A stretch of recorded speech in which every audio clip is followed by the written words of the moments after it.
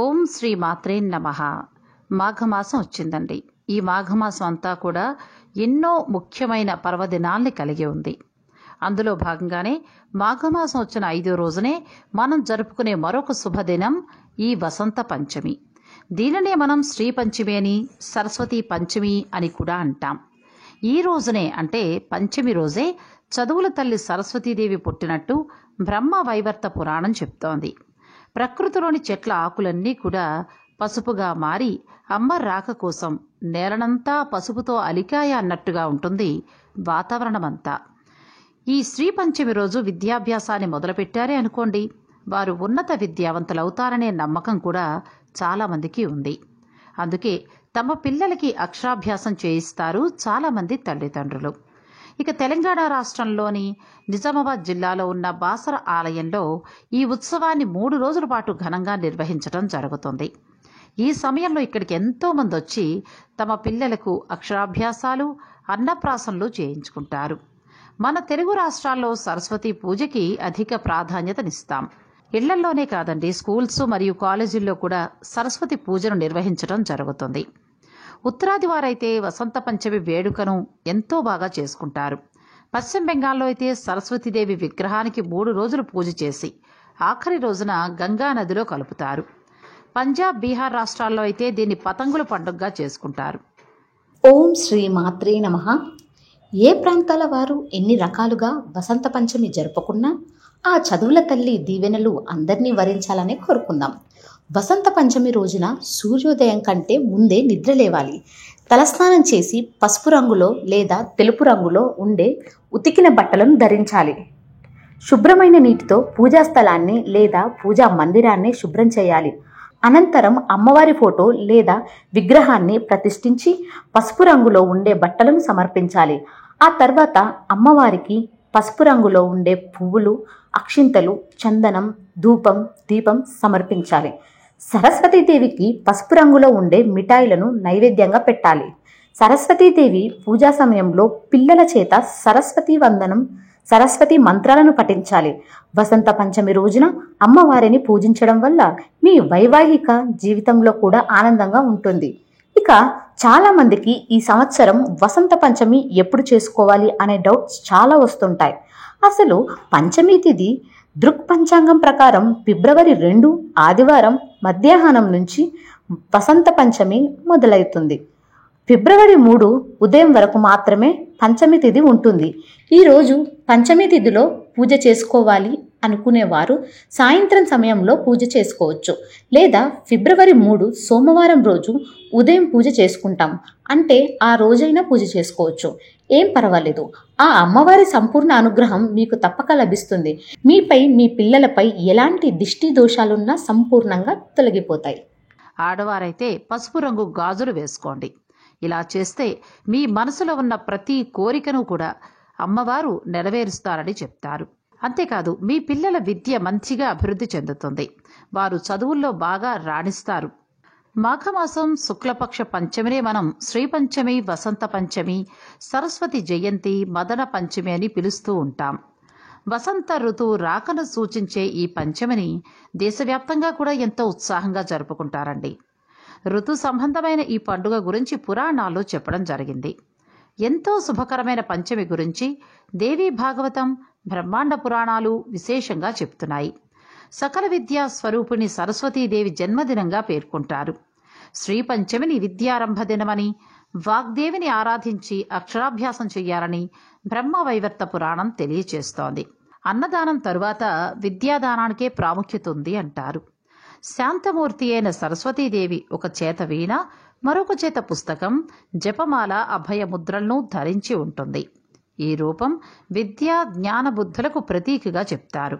ఆమె కరుణతోనే విద్యాప్రాప్తి, జ్ఞానప్రాప్తి దక్కుతుందనేది పెద్దల మాట. విద్య చేత వినయం, వినయం చేత జ్ఞానం, జ్ఞానం చేత ధనం, ధనం చేత అధికారం సంప్రాప్తిస్తాయి. దొంగలు దోచుకోలేనిది, నలుగురికి పంచగల శక్తి విద్యకి మాత్రమే ఉందండి. సమాజంలో విద్య కలిగిన వాడు ధనవంతుడి కన్నా గొప్పవాడు, ఎక్కడైనా బతికేయగలుగుతాడు. సరస్వతీదేవి ఆరాధన వల్ల ఏమవుతుందంటే వాక్శుద్ధి లభిస్తుంది. మనిషికి మాటే ప్రాణం కాబట్టి అమ్మవారిని ఆరాధించి మనిషి సద్బుద్ధిని పొందుతాడు. సరస్వతీదేవిని పూర్వం అశ్వలాయనుడు ఆరాధించి ఆ తల్లి కటాక్షం పొందాడు అని చెప్తారు. సరస్వతీదేవిని ఆరాధించే విధానం మన పురాణ గ్రంథాల్లో ఉంది. తెల్లని పద్మం సరస్వతీదేవికి సింహాసనం. మధురమైన పలుకులు పలికే చిలుక ఆమెకు చెలికత్తె. అమ్మ మాటలకు తోడుగా మోగేది వీణ. బ్రహ్మదేవుని ముఖాలు 4 వేదాలకు ప్రతీకలు. అందుకే బ్రహ్మముఖంలో సరస్వతి ఉంటుందని చెప్తూ ఉంటారు. శ్రీపంచమిని రతికామ దినోత్సవంగా కూడా చెప్తారు. మాఘశుక్ల పంచమి నాడు రతీదేవి కామదేవ పూజ చేసినట్టుగా చెప్తారు. ఋతురాజైన వసంతానికి కామదేవునికి మధ్య అవినావభావ సంబంధం ఉంది. వసంతుడు సస్యదేవత, కాముడు ప్రేమదేవత, రతీదేవి అనురాగ దేవత. ఈ ముగ్గురిని కూడా వసంత పంచమి నాడు పూజించారే అనుకోండి, భార్యాభర్తల మధ్య ప్రేమానురాగాలు పరిడవిల్లుతాయని మన పెద్దలు చెప్తూ ఉంటారు. అందుచేత ఈ ముగ్గురిని అంటే వసంతుడు, కాముడు, రతీదేవి ఈ ముగ్గురిని వసంత పంచమి రోజున పూజించండి. భార్యాభర్తల్లో ఉన్న చికాకులన్నీ కూడా తొలగిపోయి వారి మధ్య చక్కటి అన్యోన్యత ఏర్పడుతుంది. జ్ఞానము మనిషిని మనిషిగా తీర్చిదిద్దుతుంది. విద్యకు అధిదేవత ఎవరండి? సరస్వతీదేవి. అటువంటి సరస్వతీదేవి జన్మదినంగా భావించి స్మరించి పూజించే రోజే వసంత పంచమి. ఈ రోజున అందరూ కూడా ఆ తల్లి కటాక్షం కోసం పూజలు జరుపుతారు. ఈ రోజునే క్షీరసాగర మథన సమయంలో మహాలక్ష్మీదేవి ఆవిర్భవించింది. అందుచేత మదన పంచమిగా కూడా చెప్తూ ఉంటారు. యాదేవి సర్వభూతేషు విద్యారూపేణ సంస్థిత అనంటూ సకల విద్యా స్వరూపిణి అయిన సరస్వతి ఆవిర్భవించిన పరమపావనమైన తిథండిది. వసంత పంచమి రోజున ప్రాతకాలంలో అంటే తెల్లవారుజామునే నిద్రలేచి స్నానాధికాల్ని ముగించుకుని మీ పూజా మందిరాన్ని చక్కగా అలంకరించుకోండి. ముందే చెప్పాను కదా, పసుపు రంగు పూలతో పూజా మందిరాన్ని మంచిగా అలంకరించండి. అమ్మవారిని కూడా పసుపు రంగు మాలతో అలంకరించండి. తరువాత మీరు కూడా పసుపు రంగు దుస్తుల్ని ధరించండి.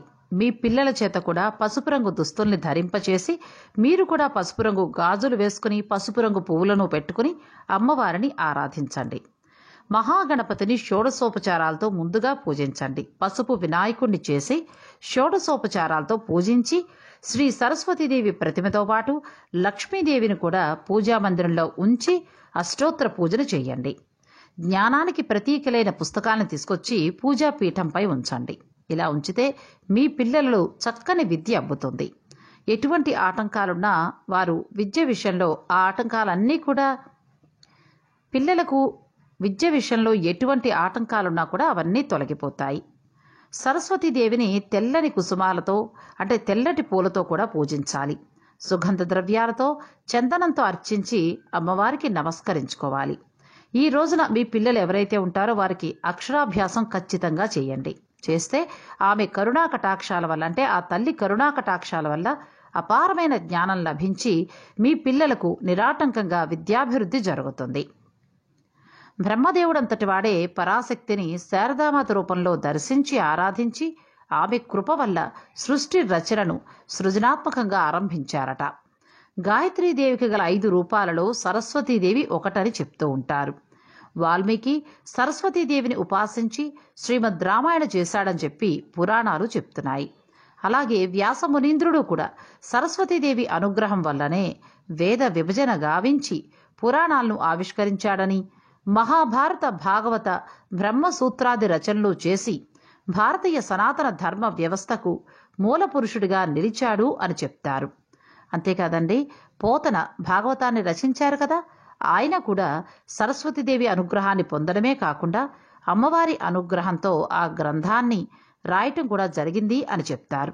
ఇలా మహామహులందరూ కూడా సరస్వతీదేవిని ఆరాధించి వారిలో ఉన్న విద్యను అభివృద్ధి చెందేలా చేసుకున్నారు. అందుచేత మీ పిల్లల చేత కూడా ఈ రోజున సరస్వతీదేవికి పూజ చేయించండి. ఇలా పిల్లల చేత పూజ చేయిస్తే వారి విద్య చక్కగా అభివృద్ధి చెందుతుంది.